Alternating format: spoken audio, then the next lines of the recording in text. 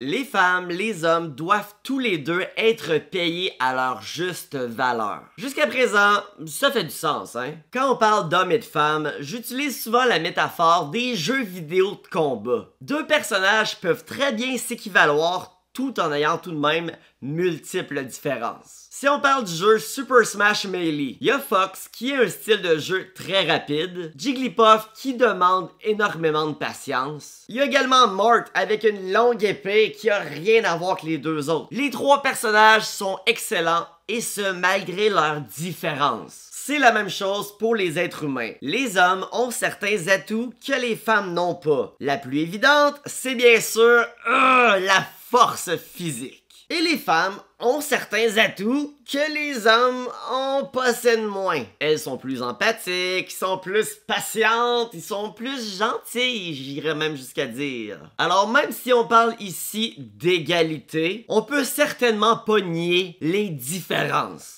Mais est-ce que les femmes sont réellement moins payées que les hommes? Oui, elles le sont. Mais comment déterminer si c'est légitime ou pas? Mais comment ça peut être légitime si tu viens de dire que les femmes sont moins payées? Éclaire-moi, je comprends pas. Ok, exemple. Si une statistique indique que j'ai été payé 500$ cette semaine et que mon collègue, lui, a été payé 750. À première vue, ça semble injuste, n'est-ce pas? Mais si mon collègue a fait des heures supplémentaires et a donc travaillé plus, on se rend vite compte que c'est tout à fait légitime qu'il ait gagné 250$ de plus que moi. Autre exemple, si moi j'accepte de travailler au salaire minimum, pendant que mon ami, lui, va dans le nord, loin de sa famille, travailler dans des mauvaises conditions, mais il est payé 4 fois plus que moi, là. Selon les statistiques, encore une fois, ça va sembler être injuste. Alors qu'au final, on se rend vite compte que mon ami mérite amplement son supplément. Pourquoi?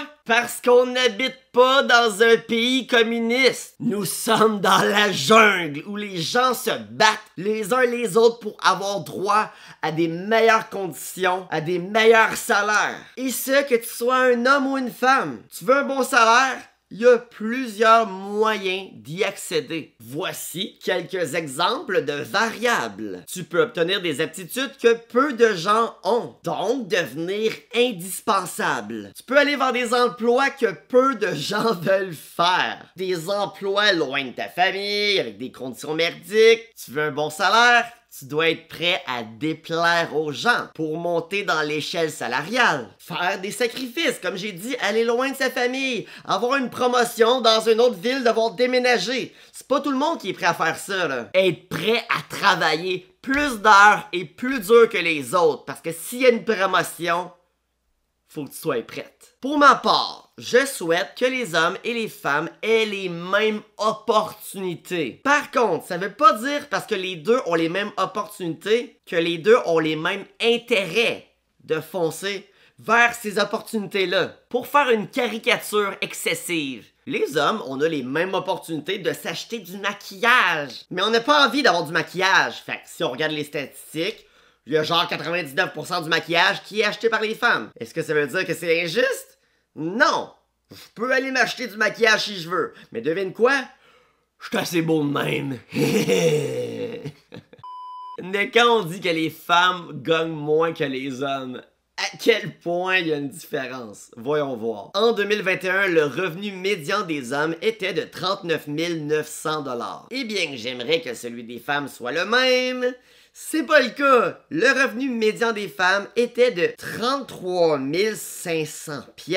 Pardon? Une différence de 6 400$? La féministe en moi crie immédiatement à l'injustice. Wow! Wow! C'est pas un peu tôt pour faire des conclusions, là? Non? Allons voir le revenu moyen à cette heure, parce que je te signale que la moyenne et la médiane, ce n'est pas la même chose. Le revenu moyen des hommes en 2021 était de 45 600$ et celui des femmes de 37 500$. Une différence de 8 100$? Calme-toi un peu avant de jouer la carte de la victime. Je suis une femme, je suis une victime. Wow, là. En 2022, l'homme moyen gagnait 32$ de l'heure et la femme 29$ de l'heure. Ce qui est pas une énorme différence. Mais tout de même, c'est une différence, j'en conviens. Mais pourquoi? C'est ça qu'il faut vraiment savoir. Pourquoi? C'est-tu vraiment une injustice? Dans chacun des graphiques, chacune des statistiques, les hommes semblent surpasser les femmes. Mais est-ce que c'est vraiment une inégalité salariale de type discriminatoire?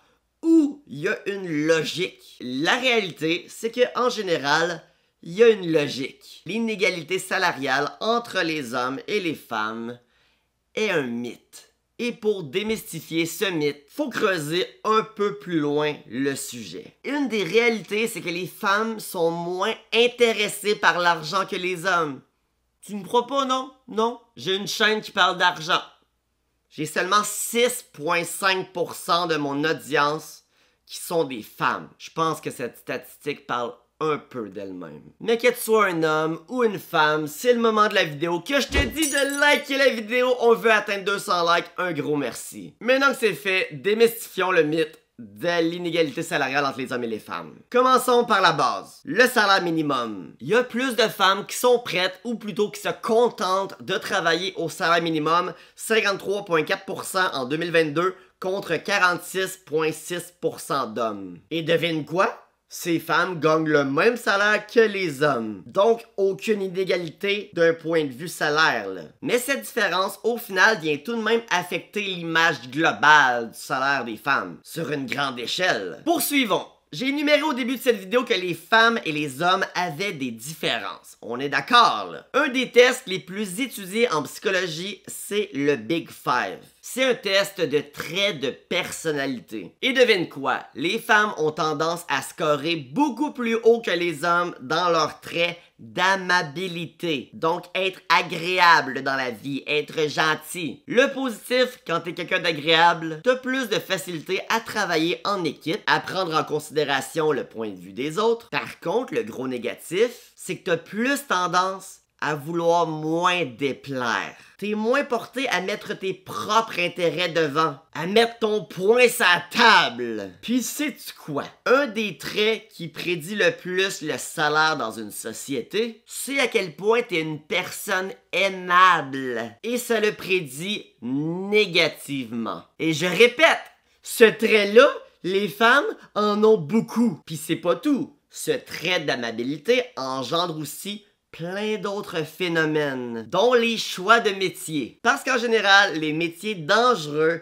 les métiers avec des conditions vraiment chiantes, là, les femmes sont moins portées à aller vers ça. C'est pourtant des métiers très payants, mais elles vont préférer aller vers des métiers en santé, aider son prochain, sont aimables, ils aiment les relations humaines, ce qui est très très bien. Elles vont être plus enclins à valoriser les gens, la famille, l'entraide, au lieu de simplement valoriser les biens matériels, l'argent, le pouvoir. Au contraire, les hommes, eux, valorisent vraiment plus le pouvoir et l'argent dit pouvoir. Ils vont donc généralement aller plus vers des métiers manuels, des métiers dangereux, des métiers que moi-même j'aimerais tellement pas faire, là. Des belles conditions de cul, comme on dit. Mais ce qui est bien de ces jobs-là, c'est qu'ils sont bien payés. Évidemment, si tu compares le salaire d'un gars qui est prêt à aller miner du charbon à une femme qui travaille, disons, dans un CPE, dans une garderie avec des enfants, les deux n'auront pas du tout le même salaire. Donc, sur une grande échelle,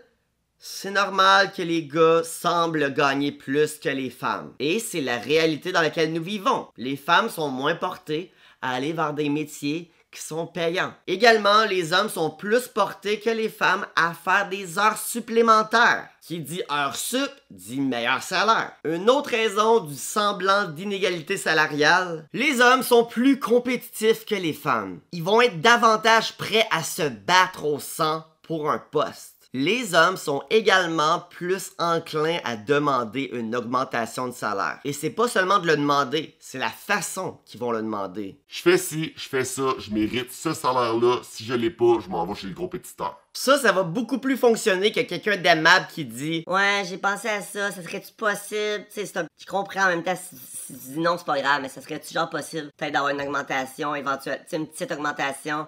Non, ok, ben c'est pas grave, là, c'est correct.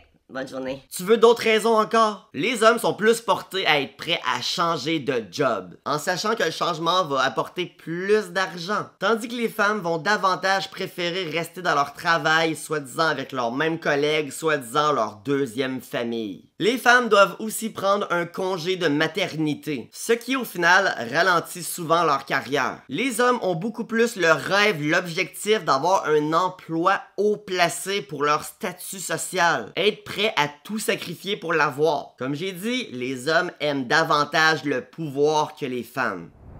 Est-ce qu'il y a réellement une inégalité salariale entre les hommes et les femmes? Dis-moi ce que t'en penses.